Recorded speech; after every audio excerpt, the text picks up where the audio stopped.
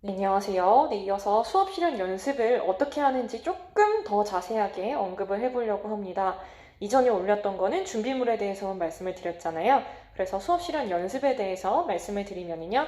자, 첫 번째로는 언급을 했던 교과서 분석입니다. 교과서 분석.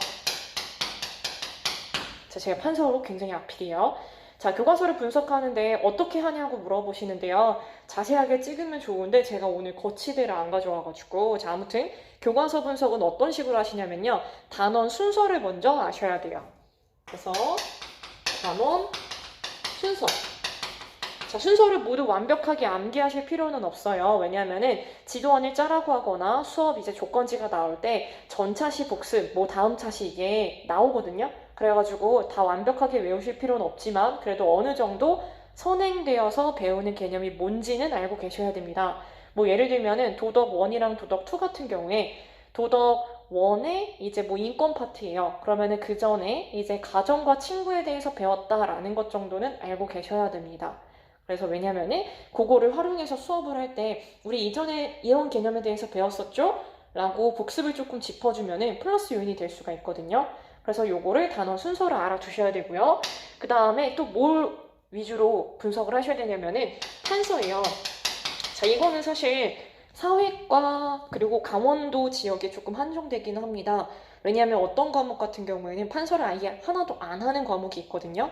근데 판서를 하는 과목이고 그다음 조건지에 판서가 들어갔던 적이 있다.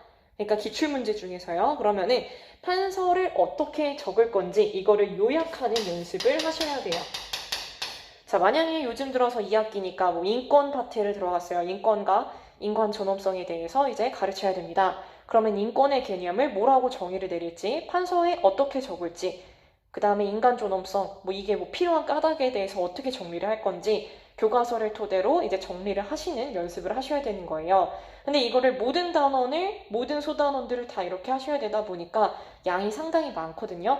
그래서 보통 이거는 이제 스터디를 통해서 하시는 거를 추천을 드립니다. 혼자 가능하시다면 상관이 없겠지만 그냥 스터디를 해서 온라인이든 오프라인이든 양을 나눠가지고 요약본을 공유하는 식으로 하면은 꽤 좋아요. 그래서 이렇게 교과서 분석을 하시고요.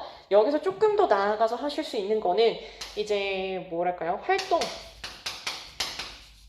자, 활동이나 아니면은 조건지 이런 거 있잖아요. 이런 걸 벤치마킹을 할 수가 있어요. 교과서에 학생들끼리 하는 활동에 대해서 굉장히 잘 나와 있습니다. 그래서 모든 별로 어떤 활동이 있고 이 단원에서는 어떤 활동이 있고 이런 걸 좀 벤치마킹 하셔가지고 진짜 수업 실현 때 활용을 하실 수가 있어요.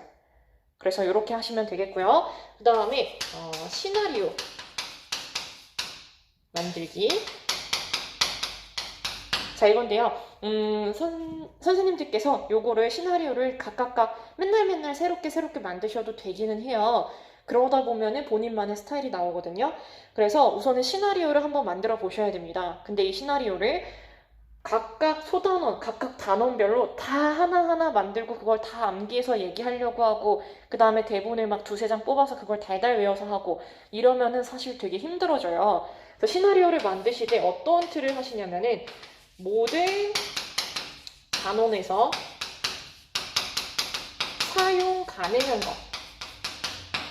자, 사실 이런 게 좀 힘들지만 어쨌든 모든 단원에서 적절하게 사용 가능하게끔 편집을 하셔서 수업 시나리오를 만드시면 돼요. 뭐 이걸 만능 시나리오 틀이라고 해서 합격자 수기를 보시면 좀 많이 올라와 있을 거예요. 그거를 벤치마킹 하셔가지고 이용을 하셔도 됩니다.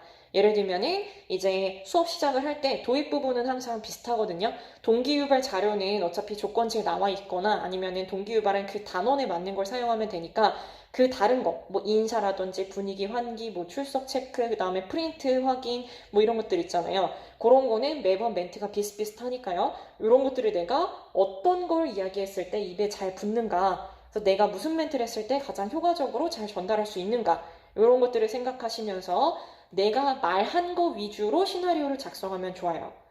그래서 처음에는 이 시나리오 작성과 내가 연습이 같이 병행이 돼야 되고요. 나중에는 내가 말하는 거를 어떤 멘트를 좀 자주 쓰는가에 따라서 시나리오를 조금 고치시면 되는 거죠.